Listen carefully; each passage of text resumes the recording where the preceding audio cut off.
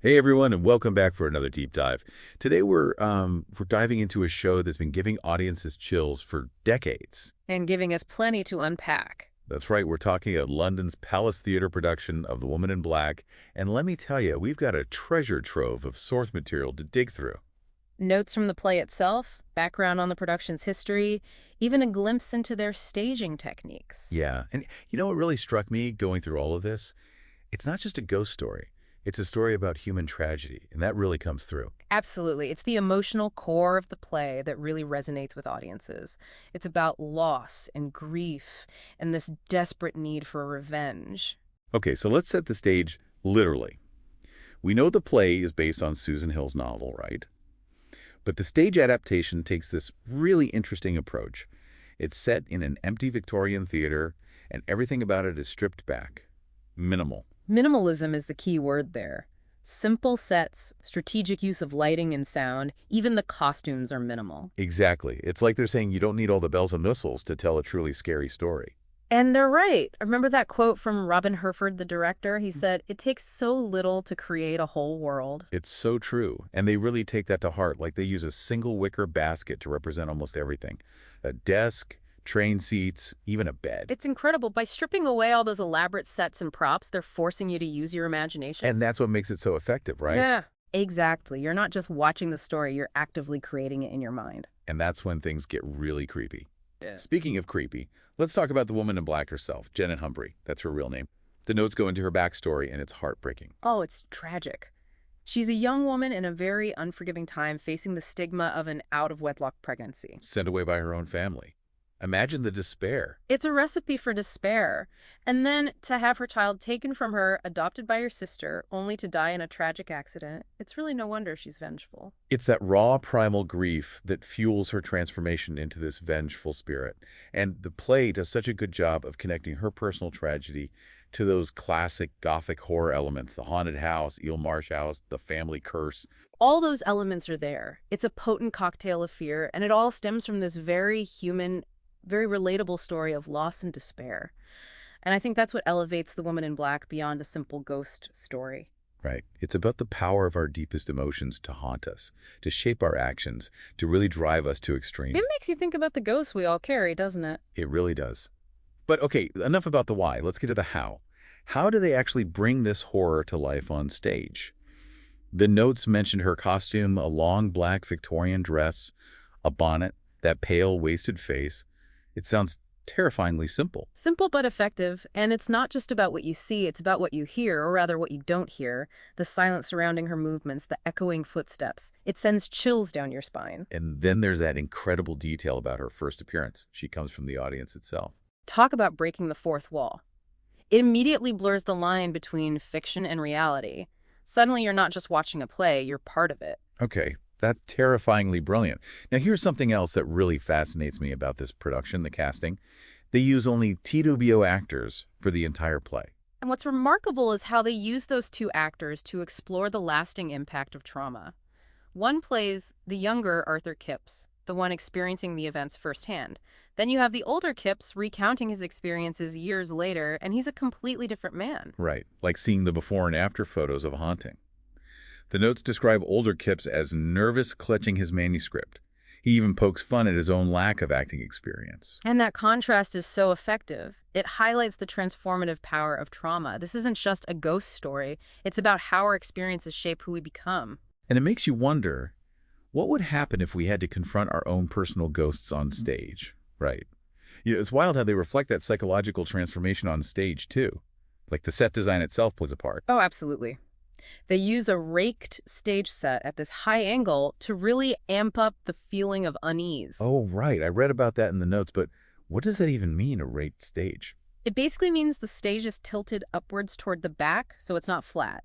And they say that that slope makes the set feel like it's kind of looming over the audience, adds a layer of claustrophobia. Ooh, I bet, especially because it's such a minimalist set. Right. Every shadow, every visual distortion becomes that much more intense. And speaking of visual distortions, they use gauze in some really interesting ways. Oh, yeah.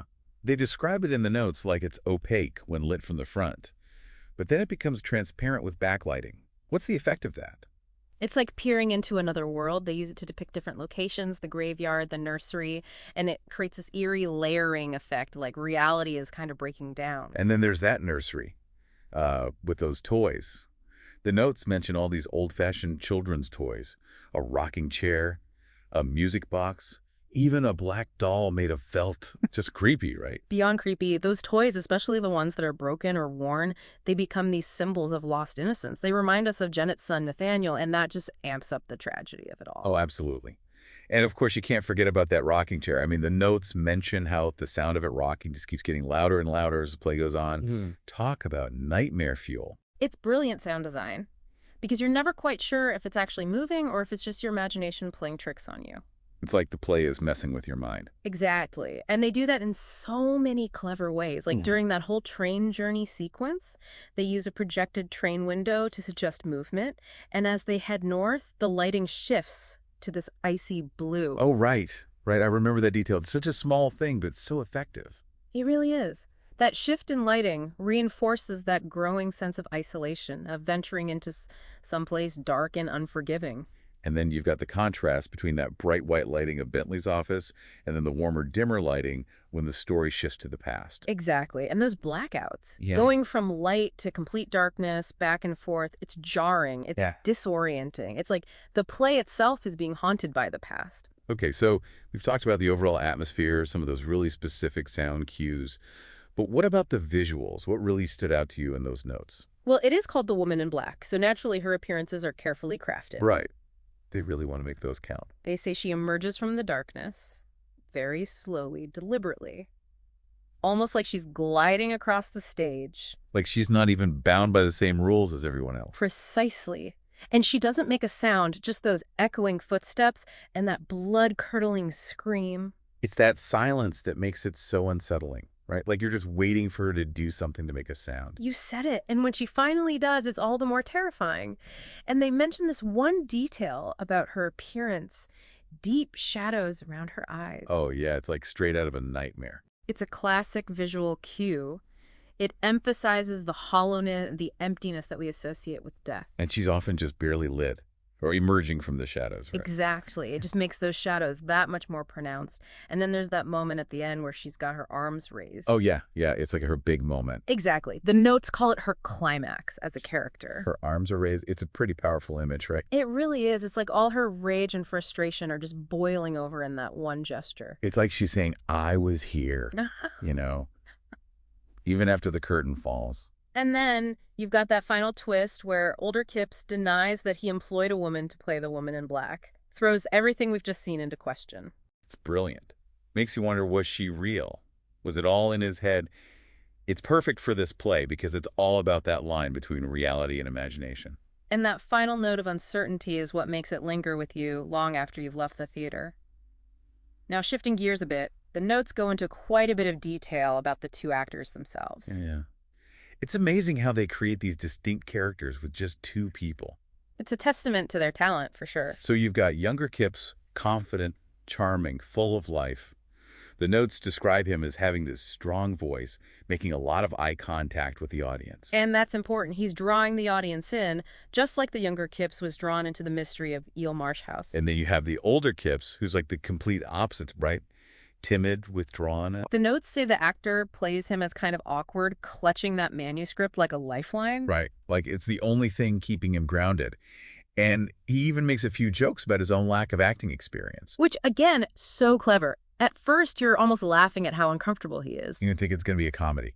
Exactly. But as the story unfolds, it becomes clear that this is a man who's deeply affected by his experiences. Like he's haunted by the past, even when he's trying to laugh it off. Precisely. It's all about that contrast, isn't it?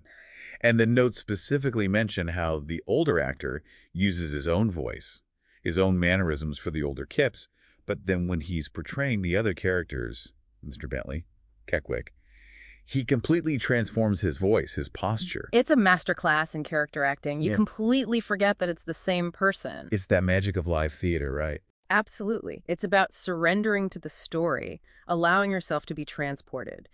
And in the case of The Woman in Black, that other world is terrifyingly believable. Speaking of the other characters, I was struck by how detailed the notes were. Even though they're all played by the same actor, each one feels distinct. It's like those little details really bring them to life. They do, like Tomes, Mr. Bentley's clerk. He's got this whole backstory, a shaking hand, a nervous sniffle, this stiff way of walking. And then Mr. Bentley himself, who's got that nasal, sing-song voice and a much more relaxed posture than the older Kipps. A complete transformation. And it's significant because it's the first proper role that the older Kipps takes on. It's like by stepping into this completely different character, he's starting to find his footing as an actor. It's like acting becomes a kind of escape, a way for him to process his experience. Exactly. And then you've got Samuel Daly, the wealthy landowner. He's full of bluster and confidence, a stark contrast to Mr. Jerome, the agent, who's practically jumping out of his skin when Kipps mentions the woman in black. Well, yeah, he's seen what she can do. He's seen the aftermath. He has. Mr. Jerome represents that very real fear that permeates the community around Eel Marsh House. He's a reminder that this isn't just a ghost story, it's about the way that trauma can impact an entire community. Right. It's like the woman in black's presence has touched everyone and everything. And then there's Keckwick, the driver of that horse and trap. What'd you make of him? Keckwick is fascinating. He's so stoic, like he's seen it all and nothing can touch him anymore. He doesn't speak much, avoids eye contact, and his facial expressions are minimal. It's like he's shut down emotionally, you know. And his silence contrasts so sharply with the younger Kipps's chattiness, it's almost unnerving. Like he knows something Kipps doesn't. Exactly. And the fact that he speaks with this thick northern accent just adds to the mystery of it all. It really is amazing how they use all these little details to build such a rich world. And it's not just the supporting characters, the woman in black herself. There's this one moment where she's got her arms raised like it's her big moment. Her climax as a character, they call it in the notes, it's a powerful image. All that pent-up rage and frustration. Especially if she's practically silent for the rest of the play, right? Exactly. It makes those few moments when she does show emotion that much more impactful. And the fact that it happens right at the end, right before the curtain falls, it leaves you with this chilling reminder that she's still out there. Like, even though the play is over, her story isn't here, you know? It's interesting, the notes mention how The Woman in Black isn't just a ghost story. It's also a play about theater itself. Right. They use this term meta-theater. It sounds complicated, but it's actually pretty simple. It basically means that the play is self-aware. It knows it's a play, and it wants you to know that too. Okay, so it's like winking at the audience. Exactly, like breaking the fourth wall.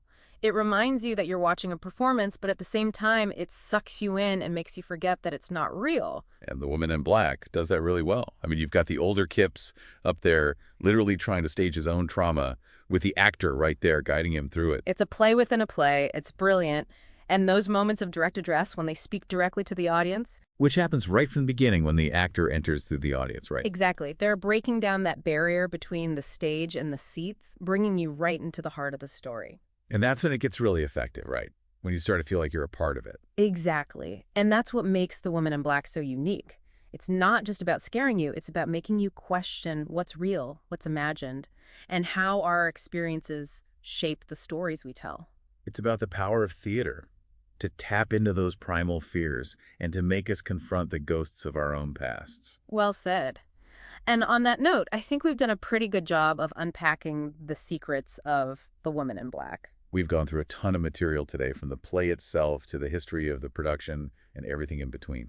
But the real magic of The Woman in Black is something you can only experience firsthand. So to our listeners, if you ever have the chance to see The Woman in Black on stage, go. You won't regret it. And if you're looking for even more theatrical deep dives, be sure to check out our past episodes wherever you get your podcasts. Until next time, happy theater going, everyone.